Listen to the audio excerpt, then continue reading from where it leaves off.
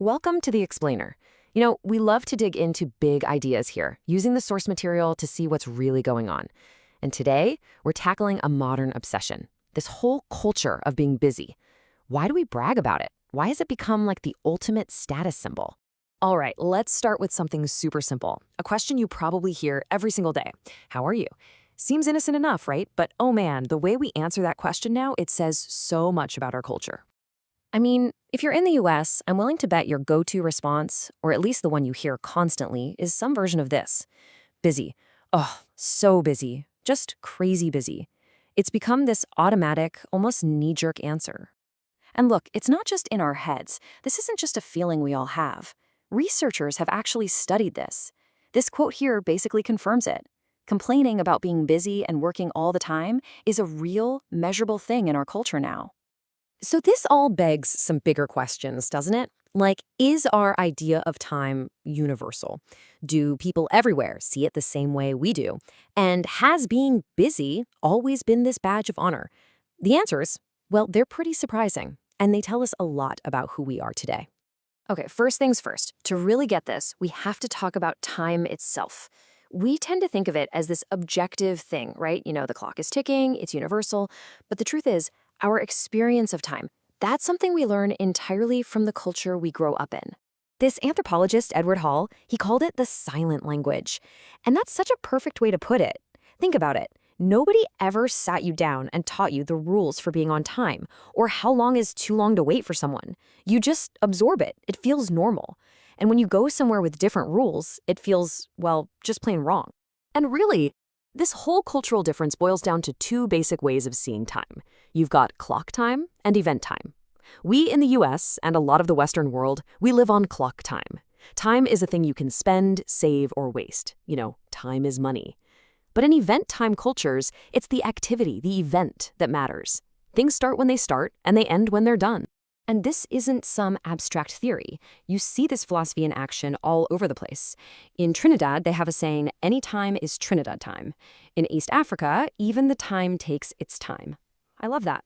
For some cultures, like the Quechin people of North Burma, they don't even have one single word for time. It's just not this separate thing you can put in a box. It's part of everything else. Okay, so how you see time totally shapes what your culture values.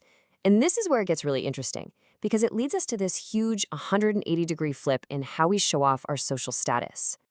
So let's jump in a time machine and go back about a century. A guy named Thorstein Veblen was writing about the super rich, and he noticed something. How did the elite prove they were, well, elite? By showing everyone how much they didn't have to work. That's right. The ultimate status symbol wasn't a fancy car, it was leisure. Having tons of free time was the clearest possible signal that you were at the top of the food chain. Working your tail off, that just meant you had to. Okay, now fast forward to today, and just listen to the message in this modern-day car ad. It's the complete opposite, isn't it?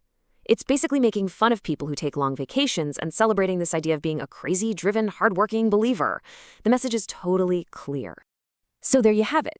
In a little over 100 years, we've done a total backflip. The very definition of a high-status life has gone from, look at all my free time, to, look how hard I work. All right, so what's going on in our heads that makes us see a jam-packed calendar as something to be proud of? Well, the answer seems to lie in this idea from economics called human capital. And no, that's not about money.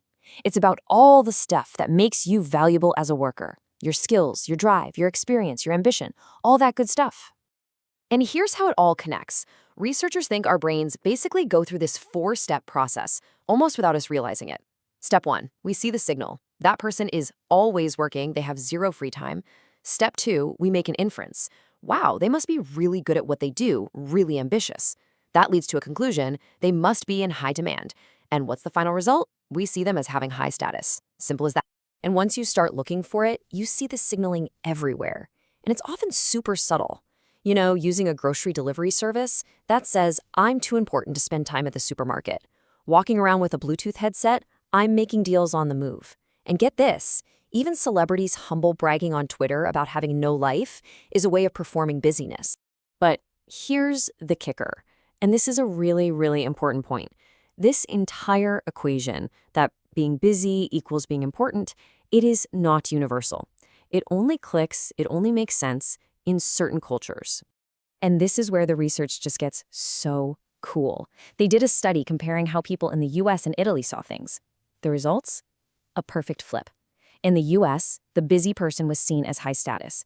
But in Italy, the person with all the leisure time was seen as high status. A complete and total reversal.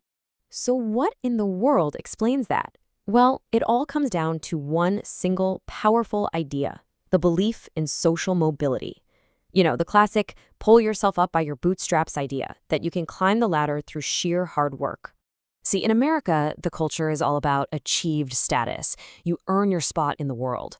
So being busy is a sign that you're ambitious, you're climbing. But in a place like Italy, there's more emphasis on ascribed status, the status you're born into. In that context, having a ton of leisure time doesn't mean you're lazy. It means your family is so established, you don't need to climb. You're already there. And listen to this. This quote from an Italian person in the study just nails it. They see a leisurely person and think, his family is rich, he does not have to worry about bringing home the bacon, so he doesn't do anything from morning to evening. See, it's not about being lazy. It's about being so secure you don't have to prove anything. That's the real luxury. So that brings us right back to where we started. The next time someone asks you, hey, how are you? And that word busy is right on the tip of your tongue, maybe just take a half second to think about it. Are you actually just describing your to-do list? Or are you, maybe, just a little bit performing your status?